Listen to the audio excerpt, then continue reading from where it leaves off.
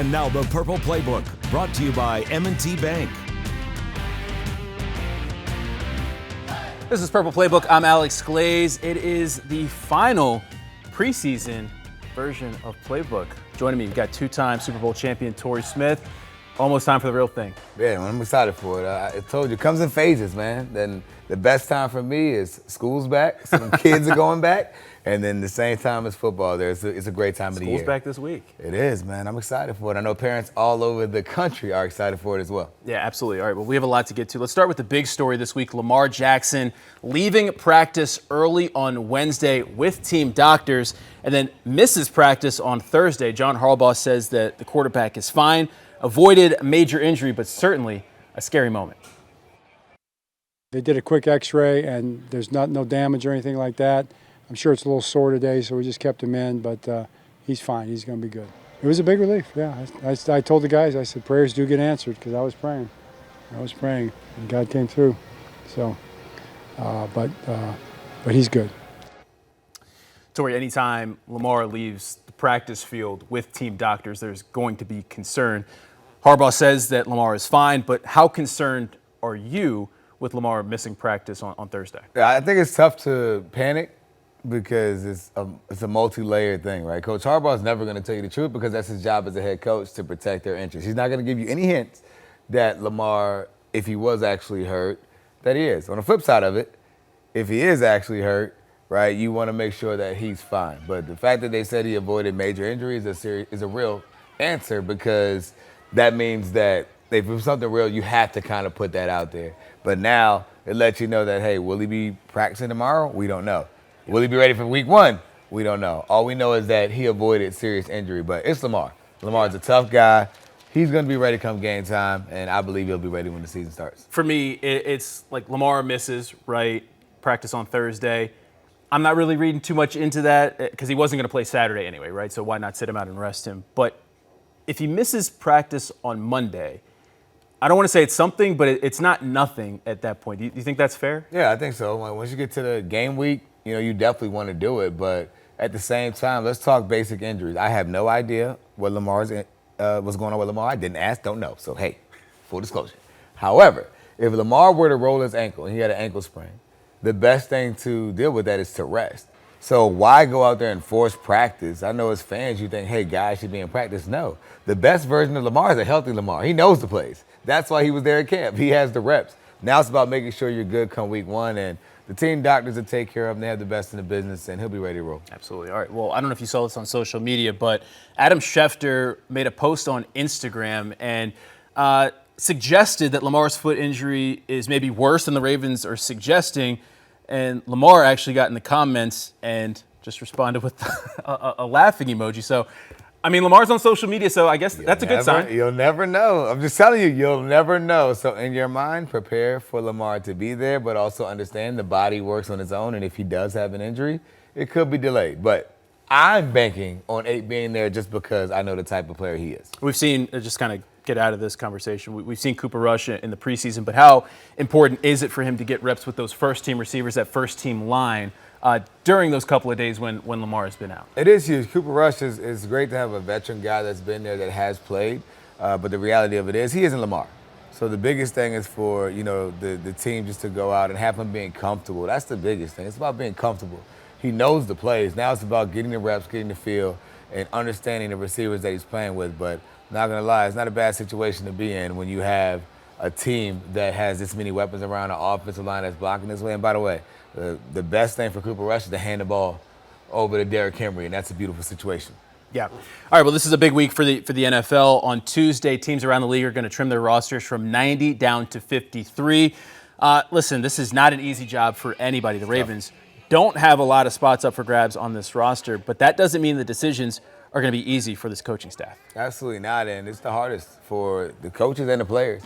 I think fans don't really understand what goes into it. You're watching someone's dream come to reality or be crushed, right? Getting to the league and having an opportunity is a beautiful thing, but everyone's goal is to make it to game day, to make the active roster, and it's an emotional time of the year. I've actually had the opportunity to be and experience it full circle, right? I've been drafted knowing that regardless of how terrible my camp was in a lockout, I was a second-round pick. I was probably going to make the team, right?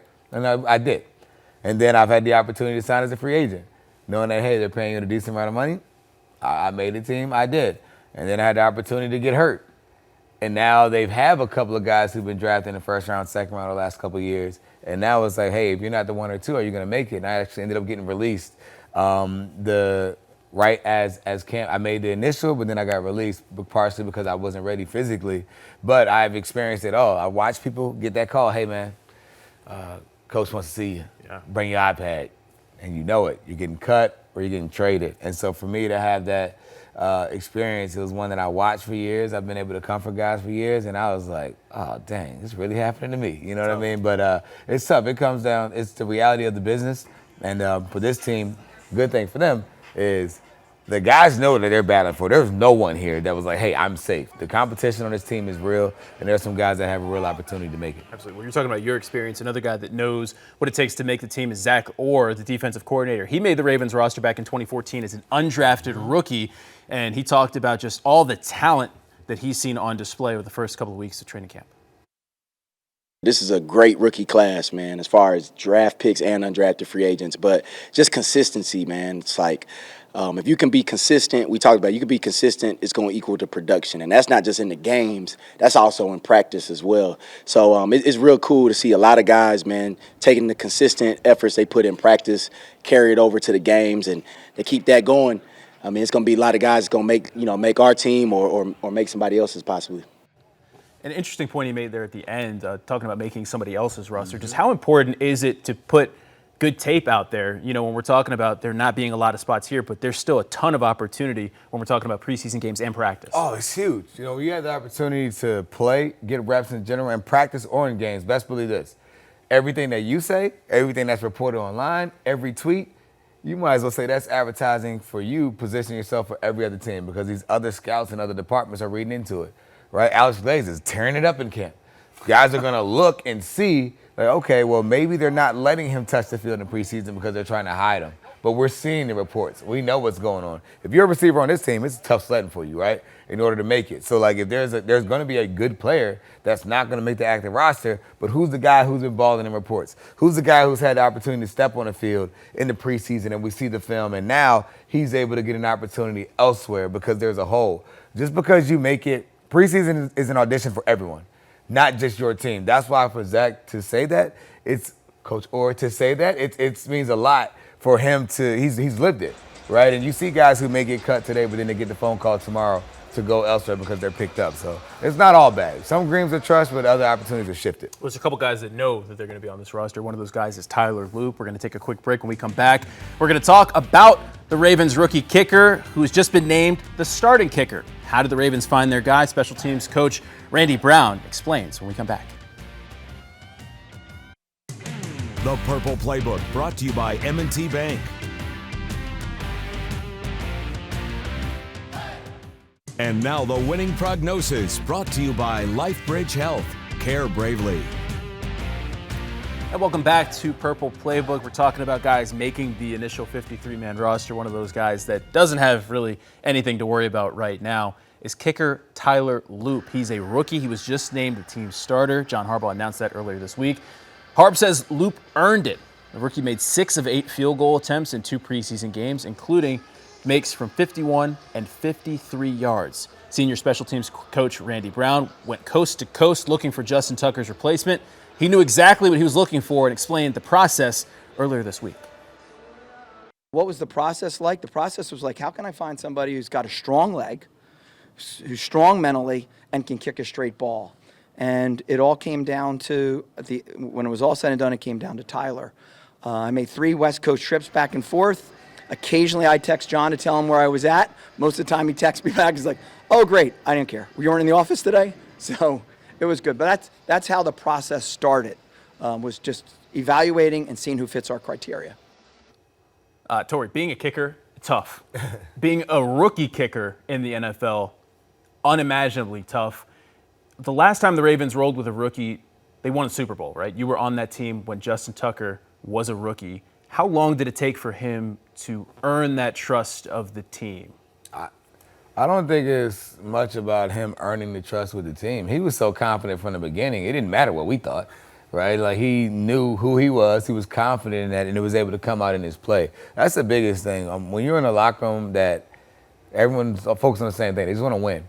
And so for kickers and offensive linemen, people don't say their names enough, but when it comes up and your name comes up, you better hope you're on the good side of things, right? And I think for Tucker, Coach would always put in challenges, testing him to see what he would do. And he would have Terrell Suggs calling him everything but what his mother named him while he's kicking it, completely illegal, not a real situation. But Terrell Suggs is standing there barking in his ear, and this kid is drilling situational field goals like it was nothing. And then he's talking, and he's singing opera, and he's doing everything else because he was so confident. So the biggest thing for Luke is just come and be confident, right? The kicks are going to come. He's going to make some. And guess what? He's probably not going to go 100% either.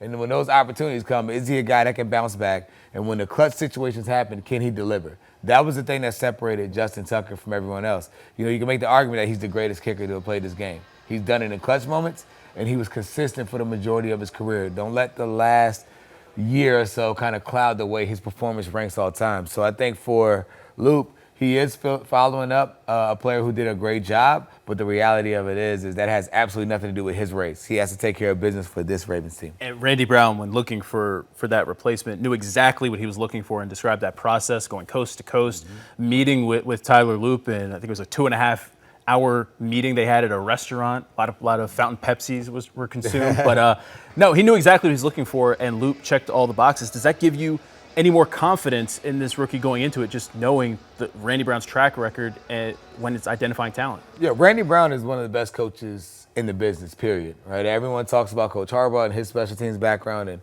what made him so great enough to be a head coach, in fact. But Randy Brown is really the secret weapon for the Ravens special team success over the years. He has his doctorate in special teams, especially when it comes to the kicking game. And watching how he sees it and how he studies it and how he's been able to impact this Ravens team is something that people from the outside don't really get to appreciate. But everyone in that building knows what Randy Brown does. So for him, I would say if I were a betting man, that's a guy that I would put all my trust in who he chose as the guy that this team needed to grab. Small sample size, but success for Luke in preseason. 6 for 8? 6 for 8, makes over 50 yards. I mean, you talked about earlier, just that standard of Tucker and what fans expect when a kicker goes out there. They expect the kicker to be perfect. Is that a fair standard to have for a rookie, or do you think maybe fans should temper the expectations? Yeah, I think it's an unreal. This might sound soft, but kickers, like, cause you watch them all day. They're the best at everything else but actual football. Like, they just kick, right? They can shoot the basketball, they can play cornhole, they can do all these things. So you're like, man, you have all this free time. All you gotta do is make the kick. But it's not that simple. Operations come into play. The snap, the hold. You just want somebody that you can depend on. And I think Baltimore has been spoiled. Multiple Pro Bowl kickers over the years. You even picked up a kicker as a free agent and was able to trade him for a draft pick and finesse a whole organization, right? Like, that just goes to show how this team values special teams and their eye when seeing it. So the expectation for him is to go out and be himself. He doesn't have to be a hero. Be exactly who you were in college, and that would be more than enough to be the guy in Baltimore. And to be clear, I've talked to him enough and heard from Randy Brown enough to know the expectation is to make every kick. They're not going out there trying to go 6 for 8. He wants to go 8 for 8. Absolutely. All right, well, it's time for a break. When we come back, we are going to talk about not a new quarterback, I guess, in the AFC North. A guy getting back in the saddle. Joe Flacco, 40 years old, back as a starter. Torrey's old teammate, winning the job in Cleveland. We're going to talk about that when Purple Playbook continues.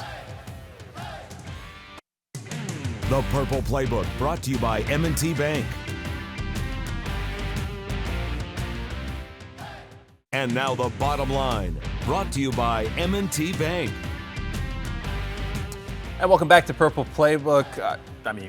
Joe Flacco named the starting quarterback in Cleveland. Your old teammate, you won a Super Bowl with him. Can you believe that 40-year-old playoff Joe is still doing it?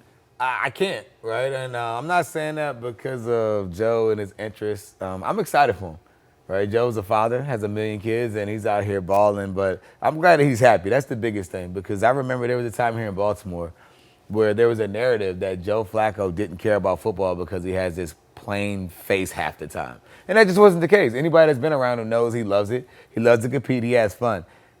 And now he's the last man standing. he could be home. He's rich already. Joe's better than me. I'm not gonna lie to you. I would have been gone. That much money he has, please. I'm fishing somewhere else. But he's a guy that truly loves the game because he's still going. He's having fun. I talked to him the other day on the phone, and just a bunch of laughs about like where he is, the idea that there's kids on the teams that could be his child, and he's still going strong. He's excited, and I'm excited for him to have the opportunity to come back here. I actually asked him about that. I was like, man, you played against the Ravens. I was like, but playing in Baltimore is a little bit different. He was like, yeah, that's probably going to be a little bit emotional there. So I'm excited to see what it looks like for him. Because Joe always has the same demeanor, but I do know Baltimore means a lot to him. I can't believe Joe's still playing. Right. It blows my mind. But, I mean, when we look at the Browns' situation, they have 6 quarterbacks on the roster. I have no idea what the Browns are doing. Well, I guess now we do know with Joe. But they drafted 2, brought in Kenny Pickett, brought in Joe.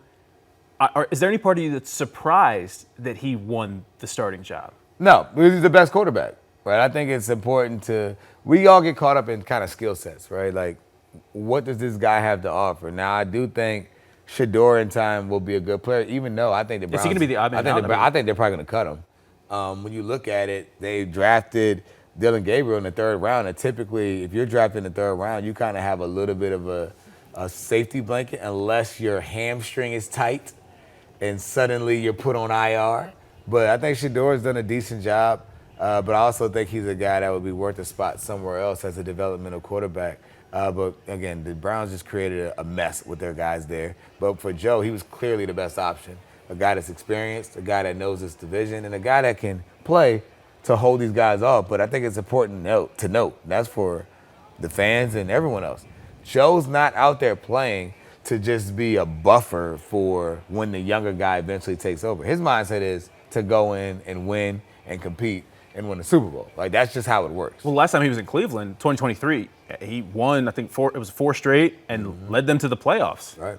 Yeah, I mean, comeback player of the year in 2023. So it's like, that's what he does. But, you know, we're talking, you kind of hinted at it, week 2, Joe and the Browns are going to be coming here to Baltimore. So earlier this week, Joe, of course, was asked about it, as was John Harbaugh, about what that matchup is going to be like in week 2. I love playing in Baltimore. Such a special place, unbelievable fans, division game.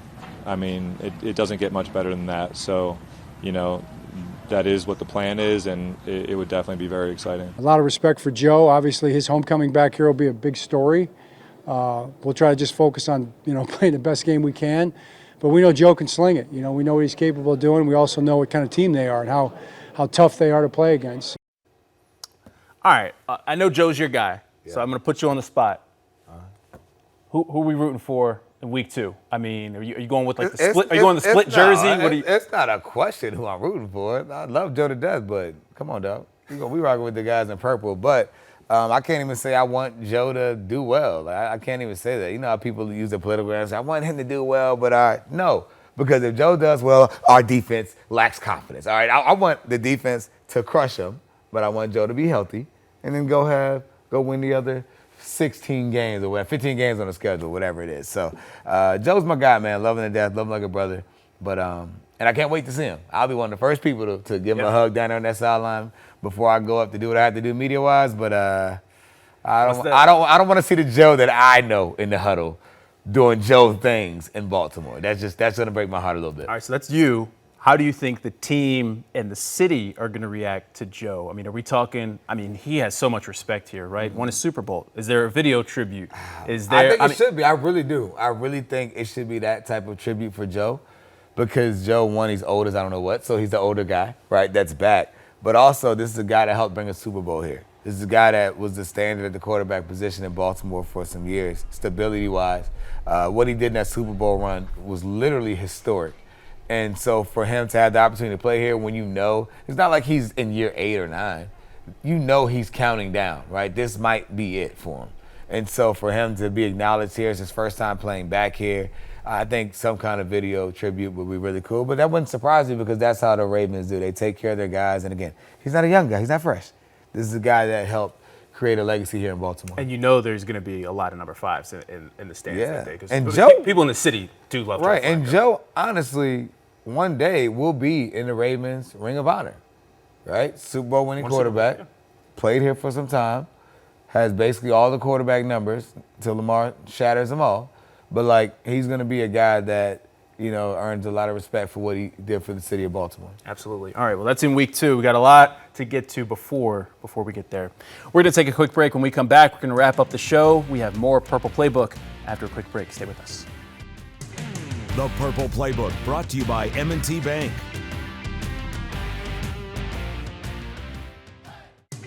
Now back to the Purple Playbook. And welcome back to Purple Playbook. As we wrap this up, Torrey, I want to talk about one of the trips you made this week out to Delaware State. You got to check out practice, see Deshaun Jackson in action as Del State's new head coach. What was that like? It was cool, man, to watch Deshaun Jackson in that space. Obviously, he's one of the best receivers, especially playmaking deep threat receivers to play the game. Just going by, I was actually moving in my sister at Del State and had the opportunity to swing by practice, check him out. It was really cool to see him in that element, out there coaching and leading the kids and living a bigger purpose. So it was really cool to watch him out there. My sons got to talk with him, so that was really cool as well. And we have some guys from Level 82 that play at Del State, so it was really cool to check him out and wish him the best of luck. What do you think about the team? They're here playing Morgan on November 8th. Hey, man, I have a lot of love for Morgan State as well, a lot of love for D-Jack. So for me, but especially both coaches on both sides, I know both coaches very well. I'm staying right there in the middle, down the middle, leaning on my Baltimore side because of the ties to Morgan State over the years. But I'm excited for HBCUs and be a lot of tickets sold. So shout out to Morgan State. You're going to be on the field. Raise that money, man. Raise that money. You're going to be on the field. You're not going to be in the stands. You know that. All right, that'll do it for this week's Purple Playbook. For Torrey, I'm Alex. We are back next week, and no more preseason talk. We're talking about the real thing next week, so make sure you stay with us. Thanks for watching.